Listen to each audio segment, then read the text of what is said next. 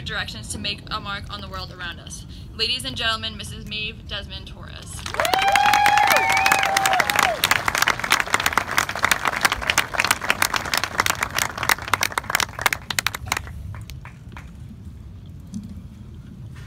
Good afternoon, school committee members, administration, faculty, families, and of course, the graduating class of 2018.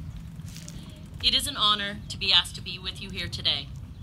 When someone is asked to return to where they have been before, it feels good, like they've made a difference, or like people think they may have something important to say. That thought does make me feel honored.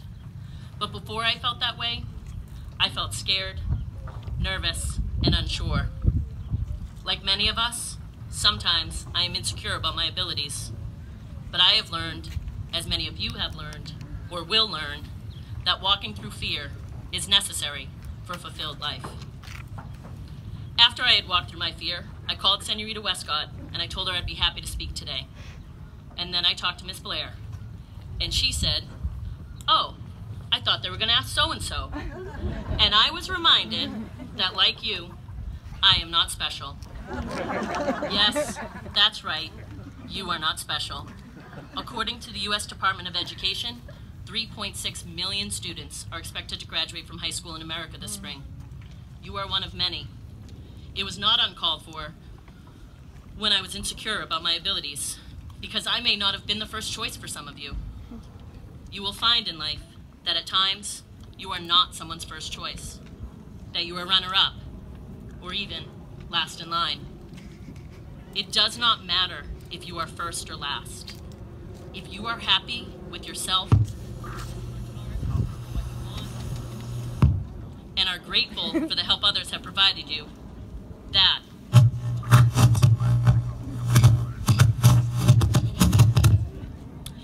you have done great things during your time at Hull High. I'm sure Mr. Devine has a list I could read of the accomplishments of your class. But my question for you is this: why did you do those great things? If you were anything like I was as a Hull student, you may have done those great things so you could put them on a college application, or so someone would say to you, "Hey, you're great, nice job."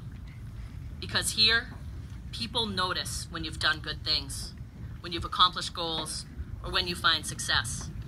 People notice, and they tell you how proud they are of you.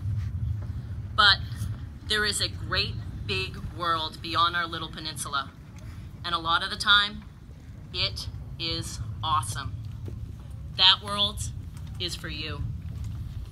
But sometimes, the world is not awesome. And that world is for you too. When the world is not awesome, when it needs people to do great things, I am so hopeful that you are there, ready to work. And when you do great things, you may find people do not notice. You may find that no one tells you that they are proud of you. And you may ask yourself, why did I do that great thing? I hope that an answer you find is that our world needed you to. And I hope that for you, that answer is enough. One of my life's most important lessons I learned from a Hull High student. I was being demanding to our team after a pretty big win, and he bravely said to me, "You know, Coach, it's okay to be happy." And my response was, I am happy, but I am not satisfied. Until that moment, I'm not sure I really knew the difference between the two. Be happy with your efforts. Be happy with your life. But I hope for you that you are never satisfied. There is always more work to do. There are always more ways to grow. Today, you have fulfilled the Commonwealth of Massachusetts requirements for high school graduation, and you will receive a diploma as evidence of that accomplishment. Education is one thing we can never lose, that can never be taken from us. But there is always more to learn. Please, always be happy with what you have, but never, ever be satisfied. No graduation speech would be complete without talk of overcoming adversity. This is not something I can lecture you on. As a class, you have experienced profound loss and grieved together as a community. I also know that many of you have experienced personal hardships and tragedies that I could have only imagined at your age. You will be faced with more adversity in this life, and I hope your pain and struggles so far have taught you to never use adversity as an excuse to quit, but rather a means to become a strong and compassionate leader. Every year at Hull High School, on the seniors' last day, the teachers take time to impart some final words of wisdom. Each year that I taught here, I told the same story. I was a high school senior at a track meet, and between events, Mr. Donahue told me something unexpected. He knew that I wanted to come back to Hull to teach and coach. Maybe he saw my yearbook entry that stated my ambition was to come back to Hull to teach and coach. He told me in no uncertain terms, get out, leave Hull. He told me it was fine to come back, but I had to leave first. Go out there in the world and experience it. Get out. And that became my advice to Hull students. Go to college, join the military, learn a trade, or get a job, but make sure it is past the Rotary. Just get out. I was very grateful that I had followed Mr. Donahue's advice before I came back, and I hope my students would follow it too.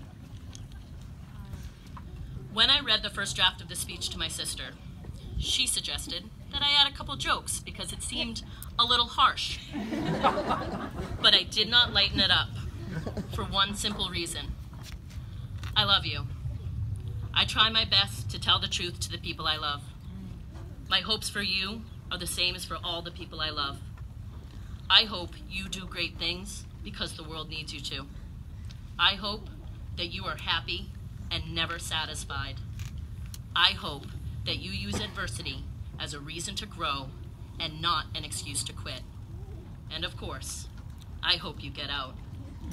And when you do, remember, you can always come home. We are proud of you. We are here for you. We love you. Congratulations, class of 2018.